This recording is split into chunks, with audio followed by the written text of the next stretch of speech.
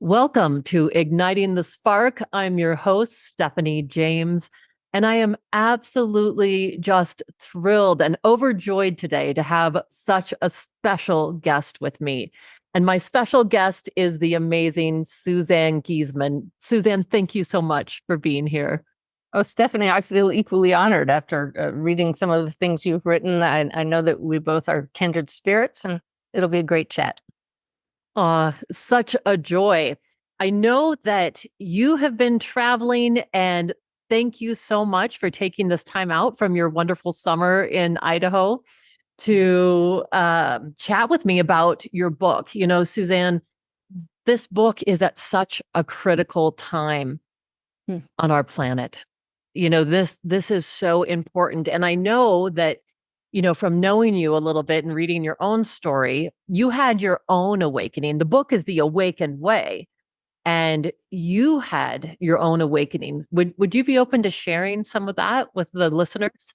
Sure. And it's interesting that we talk about people awakening, and sometimes it can be all of a sudden, and other times it's gradual.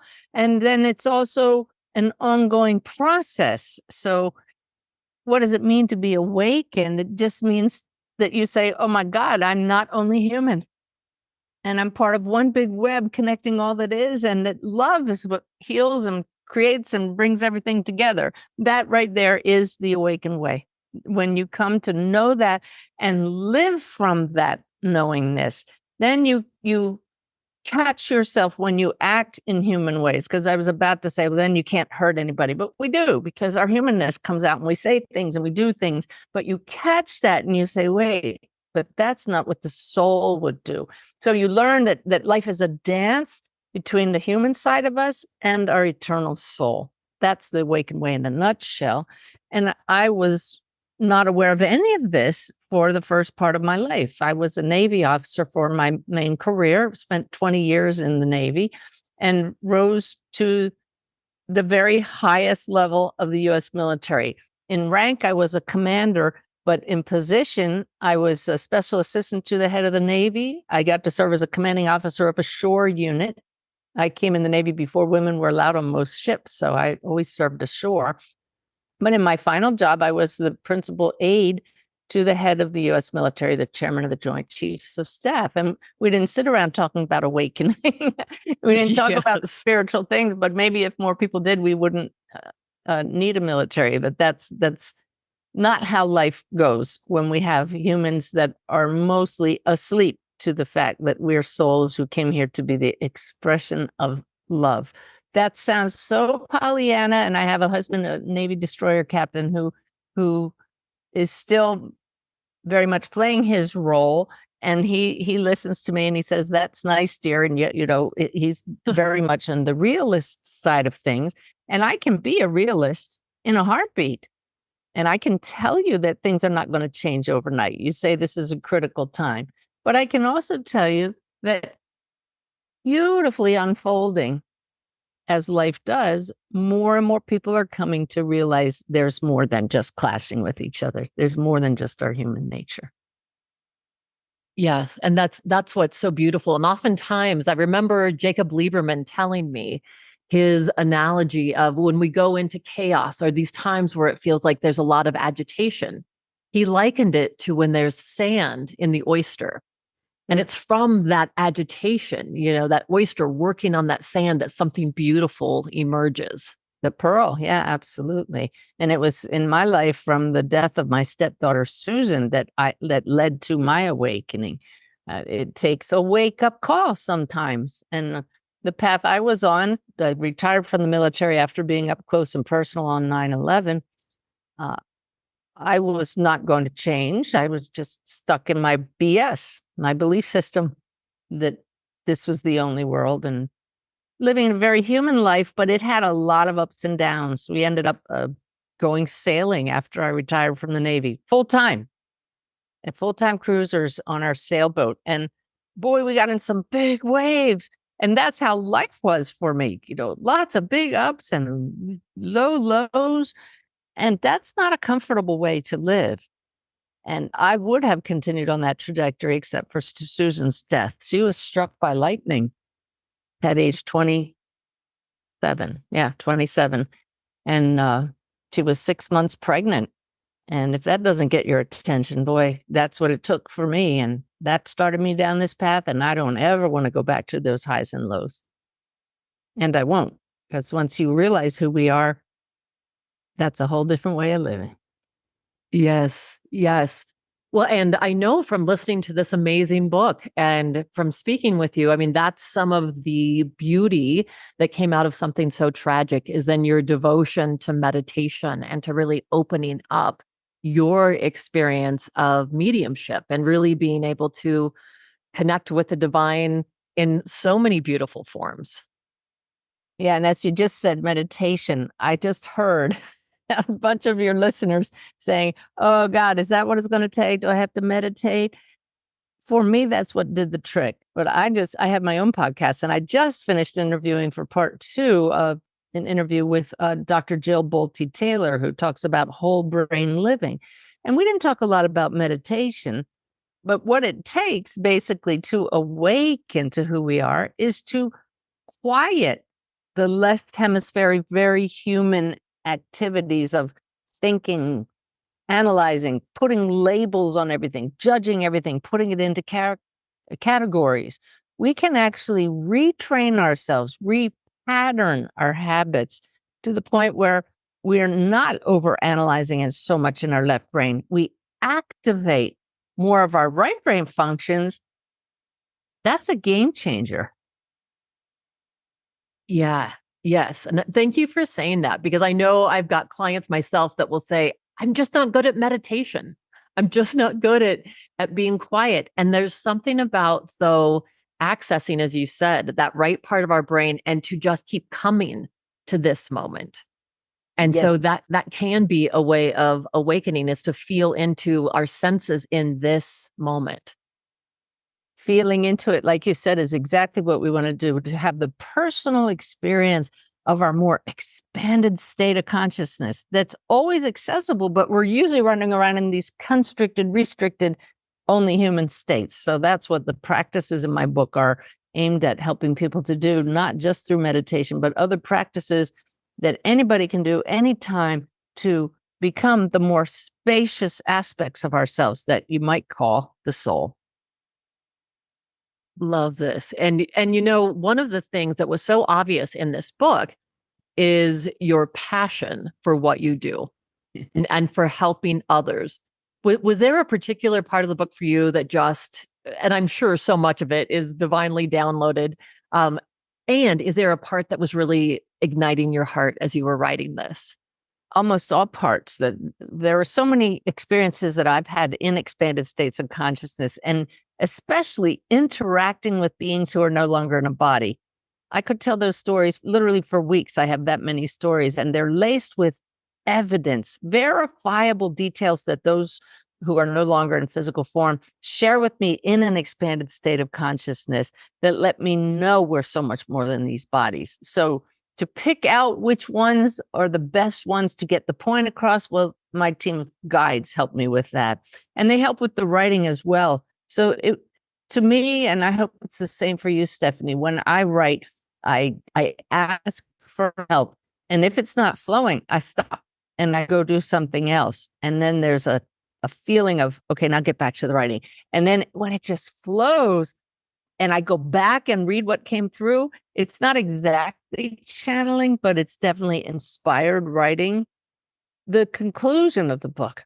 Oh, when I was about to say when I wrote it, but I know I didn't, it wasn't just me. It's a collaborative effort. You know, when those words came through me, I'm just filled with so much gratitude because it's a whole different way of writing from when I used to write papers in college, you know, when you have to think about what do I put next versus just having an intention and being motivated by helping others by what they'll read here. What flows is so much better than anything we could come up with if we just sit down and say, well, I have to write something. 100%. And yes, that was absolutely my experience in writing my last book was showing up. And I always tell people I didn't write it.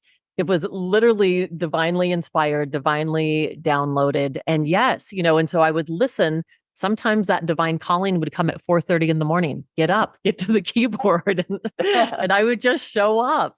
And so, yeah, I love that. And I think one of the things that you really emphasize in this book is that this kind of divine connection is available to all of us. Absolutely. I mean, people think you have to be born with the ability to communicate with higher consciousness.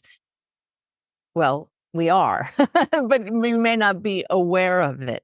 So I am a medium, but I like to let people know that's not my main goal. My main goal in working is to share what those across the veil have to tell us that applies to all of us. So spiritual teaching is my main objective.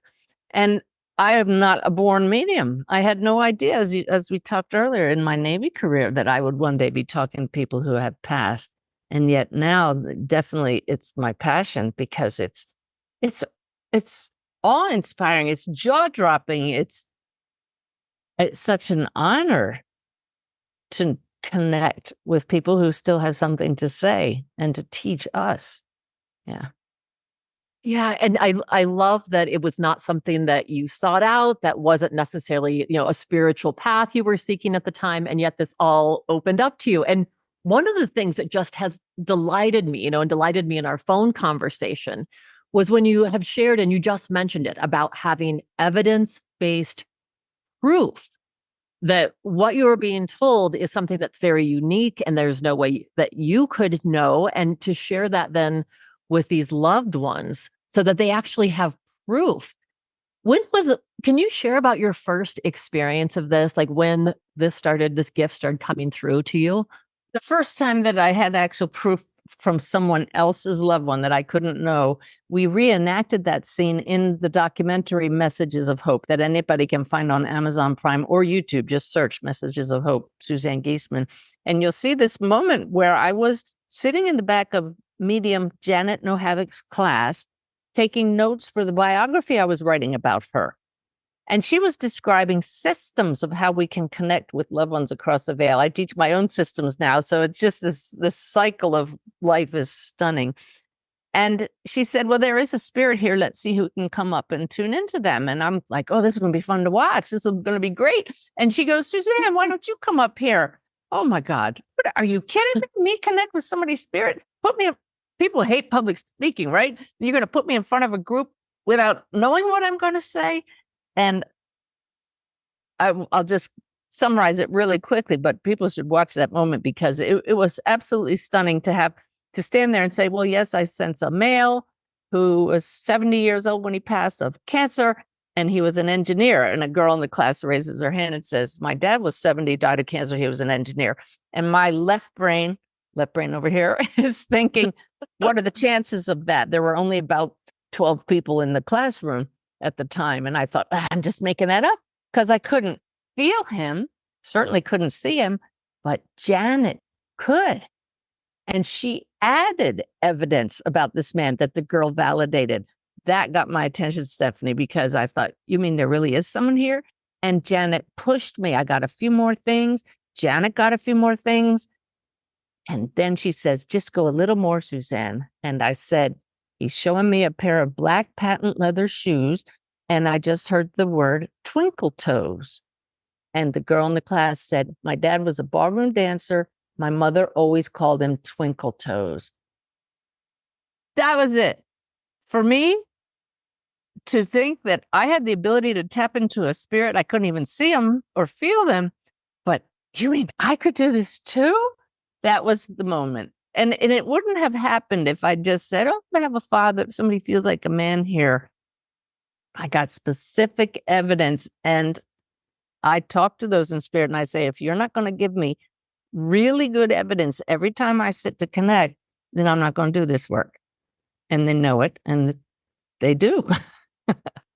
Oh, that is so incredible. I love it because I think it's so important. It feels like some energy is shifting right now as consciousness is evolving and the frequency is raising. And it's almost as if the veil is thinning.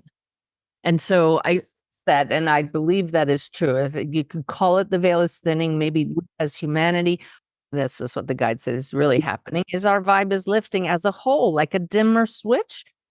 As each person turns up their light a little bit, expands their consciousness, in other words, everybody's gets brighter. And that makes it easier for all of us to connect and feel our interconnectedness.